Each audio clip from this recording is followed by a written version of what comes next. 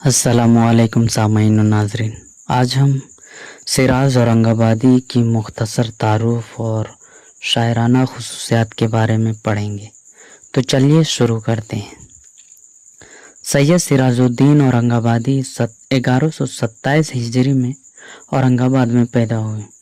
उस ज़माने में औरंगाबाद शहर व सुखन का मरकज बन चुका था, लेकिन बीजापुर और गोलकुंडा की आज़ाद रियासतों के ख़ात्मे के बाद दक्कन में ज़रा सी कमी आई थी। यानी यूँ कह लीजिए कि औरंगज़ेब के दक्कन फतह करने के बाद दक्कन की सल्तनत का निज़ाम जो है वो बिखर गया था, जिसके वजह से शहर सुखन में कमी आई थी। 1724 ईस्वी में जब नई आसिफी हुकूमत क़याम अमल में आया तो दक्कन ने उर्दू के नए अनमोल रतन फिर से पैदा किए, जिनमें काजी महमूद बहरी और सिराज औरंगाबादी का नाम आता है, जिनका शुमार सफ़े अव्वल के शोरा में होता है। थोड़ा ये भी जान लेते हैं कि आसिफी हुकूमत कैसे अमल में आया। जब मुग़ल बादशाह हज़रत औरंगज़ेब आलमगीर रहमतुल्लाह अलैह 1707 ईस्वी में वफ़ात हुए तो दिल्ली सल्तनत कमज़ोर पड़ गया, क्योंकि जो भी मुग़ल बादशाह औरंगज़ेब के बाद बने तो जो है ज़्यादातर खाना जंगी का मामला चल रहा था, जिसके कारण सियासी निज़ाम जो है वो बिखर चुका था और मुग़ल हुकूमत कमज़ोर पड़ गया था। मीर कमरुद्दीन खां को दक्कन का सूबेदार बनाया गया था। उस दौर में जो है मीर कमरुद्दीन खां को दक्कन का सूबेदार बनाया गया था, जो एक बेहद काबिल और ईमानदार जनरल थे। मुग़ल हुकूमत की जानिब से निज़ामुल मुल्क और आसिफ जाह के खिताब से यानी कि लक़ब से नवाजा गया था। दिल्ली में बैठे मुग़ल बादशाह और मौजूदा वज़ीर की जानिब से सिफारतकारी और सियासी हुकूमत से तंग आकर बिना किसी को बताए या कहे दिल्ली से दक्कन का रुख किया। किसने? मीर कमरुद्दीन खां ने। अब ये रुख इसलिए किया कि जब मीर कमरुद्दीन खां दक्कन का सूबेदार था तो वहाँ के सियासी निज़ाम को जो है बहुत मजबूत कर लिया था, यानी कि वहाँ की कानून व्यवस्था को जो है बहुत मजबूत कर लिया था, सिपह सालार मजबूत कर लिए गए थे, जिस बात को लेकर दिल्ली में बैठे मुग़ल हुकूमत और वहाँ के वज़ीरों को रहा नहीं गया। उनके दिलों में खटकने लगे और यहाँ तक कि मीर कमरुद्दीन खां को दिल्ली वापस बुला लिया गया। और दिल्ली वापस बुलाने के बाद दक्कन को संभालने के लिए नया वज़ीर, जिसे मुबारिज़ खां कहते हैं, उसको भेज दिया गया। अब उसको दक्कन भेज दिया गया। अब जब ये मीर कमरुद्दीन खां दिल्ली आए तो यहाँ मुग़ल बादशाह मुग़ल हुकूमत की जानिब से और जो वहाँ के वज़ीर वगैरह थे उनके जानिब से जो है तंज कसने, सियासी कूटनीतियाँ एक दूसरे के खिलाफ जो है बातें करना चल ही रहा था दिल्ली में, जिस बात को मीर कमरुद्दीन खां से रहा नहीं गया और उन्होंने दिल्ली हुकूमत को बिना बताए मुग़ल बादशाह को और वो दक्कन की जानिब रवाना हो गए। जब दक्कन की जानिब रवाना हुए तो मुग़ल हुकूमत ने जो दक्कन का नया सूबेदार बनाया था मुबारिज़ खां को ये हुक्म दिया कि मीर कमरुद्दीन खां यानी कि आसिफ जाह को जो है वो रास्ते में ही मार दिया जाए। मुबारिज़ खां भी तैयार हो गया था, लेकिन मीर कमरुद्दीन खां का जो है उसका सिपह सालार और निज़ाम जो है मजबूत था। सक्कर खेड़ा की सरजमीन पर दोनों की मुलाकात हो गई और वहीं पे जंग हो गया और वही सक्कर खेड़ा की जंग में जो है मीर कमरुद्दीन खां आसिफ जाह जो है मुबारिज़ खां को हरा दिया और वहाँ पर मार गिराया। हराने के बाद जो है दक्कन का नई हुकूमत 1724 ईस्वी में कायम हो गया, जो आसिफी हुकूमत कहलाया और निज़ामी हुकूमत भी कहलाया। इसी सल्तनत के आखिरी निज़ाम मीर उस्मान अली खां बने, जो दुनिया के सबसे अमीर आदमी थे। उन्होंने हैदराबाद को अलग आज़ाद मुल्क बनाने का फैसला किया था, लेकिन ये कैसे हो सकता था? चारों तरफ हिंदुस्तान हो और बीच में एक अलग मुल्क हो, ये तो मुमकिन ही नहीं था। 13 दिसंबर 1948 ईस्वी से 17 दिसंबर 1948 ईस्वी तक एक जंग चली, जिस जंग का नाम ऑपरेशन पोलो नाम था, जिसके बाद खुद सपुर्दगी इख्तियार कर निज़ाम हैदराबाद ने हिंदुस्तान में हैदराबाद को मिला लिया गया। अब बात सिराज औरंगाबादी पर करते हैं। सिराज औरंगाबादी के बारे में सैयद एहतसाम हुसैन अपनी मशहूर ज़माना किताब उर्दू अदब की तनकीदी तारीख में लिखते हैं कि सिराज औरंगाबादी उस दौर के तीसरे बड़े शायर थे। सिराज औरंगाबादी बचपन ही से हुस्न परस्त वाक़ई हुए थे। वह अपने हम उम्र लड़कों में से सबसे अलग रहते थे। लड़कपन में ही जो है एक तरफ की मौजूबाना कैफियत छा गई थी। महज 12 बरस की उम्र में इतनी शौक थी कि शाह बुरहानुद्दीन गरीब दौलताबादी के रोज़े अक़दस के तरफ नंगा सर नंगा तन घूमते रहते थे और उसी कैफो मस्ती में अक्सर बाज़बानी फ़ारसी और बाज़बान उर्दू के अशार कहते, मगर अफसोस इस बात का है कि वो अशार तहरीर के दायरे में ना आ सके। तकरीबन 7 बरस तक ये मौजूबाना कैफियत जो है वो तारी रही। जब ये कैफियत ख़त्म हुई तो सूफियों और फ़ुक़रा के साथ रहने लगे।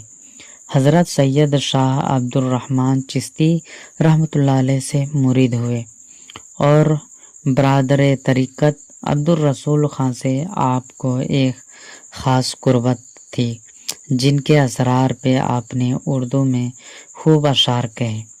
उनके अशार पे ये कैफियत थी कि सीधे दिल में उतरते थे। सिराज औरंगाबादी को तसव्वुफ़ से बेहद लगाव था और उनकी शायराना खूबियों के बदौलत सिराज औरंगाबादी दक्कन में उस्तादी के रुतबे को पहुंचा। उनकी एक दीवान फ़ारसी और एक दीवान उर्दू का है, जिसमें 5000 अशार मौजूद हैं जो अपनी यादगार छोड़ गए हैं, और वो 50 साल की उम्र में योम जुम्मा 1177 हिजरी में इंतकाल फरमाया। उनके शागिर्दों ने और दोस्तों ने उन्हें शायर के सूरत में नहीं बल्कि सूफ़ी की शक्ल में भी जिंदा रखते हुए उनका मकबरा जो है बनवाया, जो आज भी औरंगाबाद में मौजूद है। आइए हम सिराज औरंगाबादी के शायराना खुसूसियात के बारे में अब हम जानेंगे। सिराज औरंगाबादी की शायरी हकीकतन जो है वो तसव्वुफ़ की शायरी है। उर्दू के सूफ़ी शोरा में सिराज को बहुत अहम मकाम हासिल है। तसव्वुफ़ अरबी ज़बान का लफ्ज़ है जिसके मानी है सूफ़ी बनना, ज्ञान ध्यान खुदा से लौ लगाना। इसीलिए राम बाबू सक्सेना अपनी किताब तारीख़ अदब उर्दू में लिखते हैं कि तमाम कदीमी शोराए उर्दू सूफ़ी थे और उन बुज़ुर्गों की औलाद में थे जो मुजाहिदीन इस्लाम की फ़ौजों के हमराह आए थे या उस ज़माने के चंद रोज़ बाद हिंदुस्तान में दाखिल हुए। उनमें मज़ाक तसव्वुफ़ उनके असलाफ़ से वारिसतन चला आता था और लोग उनकी इज़्ज़त व तकरीम करते थे। चुनांचे उर्दू का सबसे पहला शायर वली दक्कनी एक बहुत बड़ा सूफ़ी था और दिल्ली के एक मशहूर बुज़ुर्ग शाह सादुल्लाह गुलशन के हल्क़े इरादत में दाखिल था। सिराज औरंगाबादी के हमअसरों में वली दक्कनी और काजी महमूद बहरी की शायरी में भी तसव्वुफ़ की चाशनी मिलती है और सिराज के यहाँ तो उसका बेहद वालिहाना इजहार है। जब वह आलम बेखुदी में बुरहाना तन व बुरहाना सर फिर रहे थे तो दुनिया उन्हें बुरहाना समझ रही थी, लेकिन वह तो लिबासे बुरहानगियत इख्तियार कर चुके थे। तभी तो आलम वजद में झूम झूम कर कहते हैं, شہ بے خودی نے عطا کیا مجھے اب لباس برہنگی، نہ خرد کی بخیا گری رہی، نہ جنوں کی پردہ دری رہی۔ وہ عجب گھڑی تھی کہ جس گھڑی لیا در سے نسخے عشق کا، کہ کتاب عقل کی طاق پر جوں دھری تھی یوں ہی دھری رہی۔ صوفیہ کی زندگی میں عقل کی نہیں عشق کی جلوہ گری رہی ہے۔ اور ایک شعر ہے ان کا، کیا خاک آتش عشق نے دل بے نوائے سراج کو، نہ خطرہ رہا نہ حذر رہا مگر ایک بے خطری رہی۔ سراج اورنگ آبادی ایک درویش منش صوفی صافی انسان تھے۔ ایک عرصے تک گوشہ نشینی بھی اختیار کیے رہے، لیکن بہت پرگو شاعر تھے۔ بہت کم عرصے میں ایک ضخیم دیوان مرتب کیا تھا۔ یہاں تک یوں کہا جاتا ہے کہ سراج اورنگ آبادی اور میر تقی میر کا زمانہ ایک ہی ہے، لیکن سراج اپنے زمانے میں ہی اس قدر مقبول ہو چکے تھے کہ میر حسن جیسے بڑے شاعر نے اپنے تذکرہ میں سراج کی شاعرانہ خوبیوں کا ذکر کیا ہے۔ میر تقی میر اپنے تذکرہ نکات الشعراء میں تحریر کیا ہے کہ سراج شاعری میں سید حمزہ دکنی کے شاگرد تھے، مگر بعد کی تحقیق سے یہ معلوم ہوا کہ دکن میں کسی شاعر کا نام سید حمزہ یا سید حمزہ علی نہیں تھا۔ اس لیے گمان غالب ہے کہ سراج نے کسی کی شاگردی اختیار نہیں کی۔ ان کا کلام میں زبان و بیان کی سادگی اور صفائی سے حیرت ہوتی ہے۔ معلوم نہیں ہوتا کہ یہ اس زمانے کا شاعر ہے۔ سراج کی غزلیں بڑی دلکش، حسین اور پر اثر ہے۔ خبر تحیر عشق سن، نہ جنوں رہا نہ پری رہی، نہ تو رہا نہ تو میں رہا، جو رہی سو بے خبری رہی۔ چلی سمت غیب سے ایک ہوا کے چمن سرور کا جل گیا، مگر ایک شاخ نہال غم جسے دل کہیں سو ہری رہی۔ سراج کی غزلوں میں جہاں ایک طرف اہل ذوق کے لیے لطف و مسرت کا سامان ہوتا ہے، وہیں مجلس سماع میں صوفیہ کو روحانی غذا بھی پہنچتی ہے۔ ایک خاص وقت میں سراج نے اپنے پیر و مرشد کے حکم سے شعر گوئی ترک کر دی تھی، لیکن وہ ایک درویش، پاک باز اور مسافرت دوست اور غریب نواز تھے۔ ہفتہ میں ایک روز محفل سماع منعقد فرماتے تھے۔ اس محفل سماع میں شہر کے اکثر مشائخ اور ذی قدر حضرات جمع ہوتے تھے۔ قوال آپ کا صوفیانہ کلام سناتے تھے۔ بے خودی، مستی و سرشاری کا عالم ہوتا تھا، لیکن آپ کا رعب اس قدر تھا کہ اہل مجلس ہمہ وقت با ادب رہتے تھے۔ یہ سلسلہ سراج اورنگ آبادی کے انتقال کے بعد بھی جاری رہا۔ صوفیہ کی مجلس میں سراج کا کلام ہمیشہ پسند کیا جاتا ہے۔ عشق حقیقت کی آگ میں جلتے ہوئے سراج جب اس کے دیدار کی ضد کرتے ہیں تو صوفیہ وجد کی حالت میں پہنچ جاتے ہیں۔ درشن دکھا کہ آتش غم کو میرے بجھا، میں تشنا لب ہوں درشن دیدار کی قسم۔